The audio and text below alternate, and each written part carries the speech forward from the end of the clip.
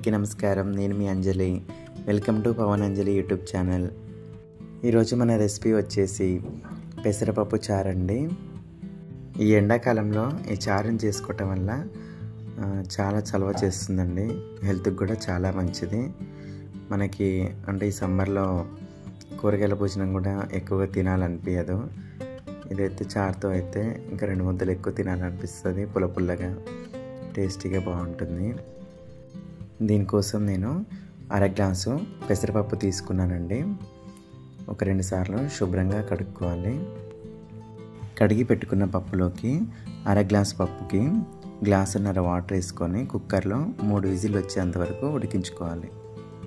అలాగే tea spoon అంతా oil వేసుకోవాలి.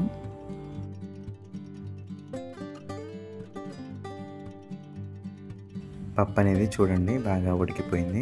ఈ విధంగా ఉడికితే సరిపోతుంది.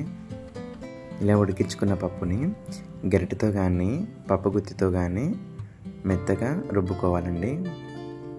ఇందులోకి నేను చింతపండు ముందుగానే చిన్న నిమ్మకాయ సైజ్ అంతా నానబెట్టుకున్నానండి.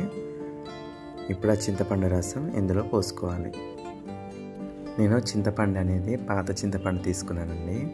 అందుకే కొంచెం నల్లగా ఉంది, కానీ టేస్ట్ బాగుంటుంది పాత చింతపండు అయితే. పప్పు చారు మనం పోపు పెట్టుకుందామండి. దానికి తగినంత ఆయిల్ వేసుకోవాలి. ఆయిల్ వేడైందండి. ఒక 4-5 వెల్లుల్లిపాయలు కట్ చేసుకొని వేసుకోవాలి.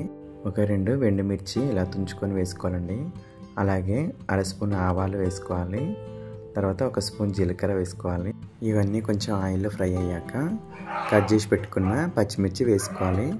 నేను ఒక 7-8 పచ్చిమిర్చి తీసుకున్నానండి. ఈ విధంగా కట్ చేసుకొని వేసుకోవాలి. తర్వాత కట్ చేసి పెట్టుకున్న ఆనియన్స్ వేసుకోవాలి. ఆనియన్స్ అనేవి పప్పు చారులో కానీ సాంబార్లో కానీ ఈ విధంగా కొంచెం పెద్దగా కట్ చేసుకుంటే మనకు పంట కింద తలుగుతూ చాలా బాగుంటుందండి టేస్ట్. ఇందులోనే 2 రెమ్మలంతా కరివేపాకు వేసుకోవాలి.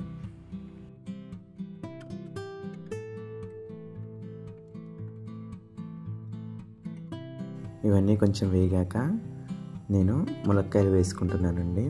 ములక్కాయలు అనేది ఖచ్చితంగా వేసుకోవాలని ఏం లేదు, నేను ఉన్నాయి కాబట్టి వేసుకుంటున్నాను. ఒక 1/2 స్పూన్ పసుపు వేసుకోవాలండి.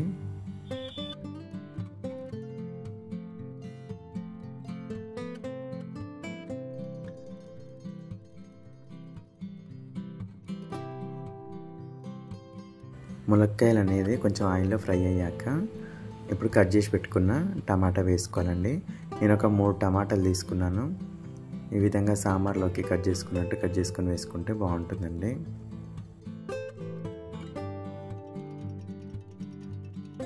టమాటాలు మగ్గేంత వరకు ఒక 2 నిమిషాల పాటు మూత పెట్టుకొని ఉడికించుకుందామండి.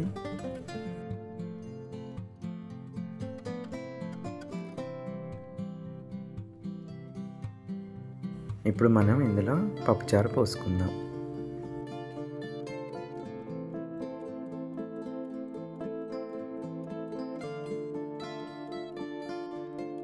ఇందులోనే మనకి రుచికి సరిపడా సాల్ట్ వేసుకోవాలండి. నేను ఒక 2 స్పూన్లు వేసాను.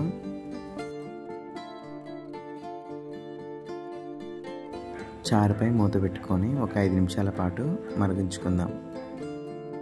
పెసరపప్పుతో చాలామంది పెసరపప్పు టమాటా కానీ ముద్దపప్పు కానీ లేదా పెసరపప్పు పాలకూర కానీ అలా చేస్తారండి. ఒక్కసారి ఈ విధంగా పెసరపప్పు చారు చేసి చూడండి, చాలా బాగుంటుంది. తిన్నా కొద్దీ ఇంకా 2 ముద్దలు తినాలనిపిస్తుంది.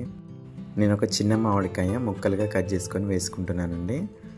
అది మీ దగ్గర ఉంటే వేసుకోండి, లేకుంటే వేయాలని అయితే ఏం లేదు. చివరిలో కొంచెం కొత్తిమీర వేసుకోవాలండి. ఇంతేనండి, మన పప్పు చారు అనేది రెడీ అయిపోయింది.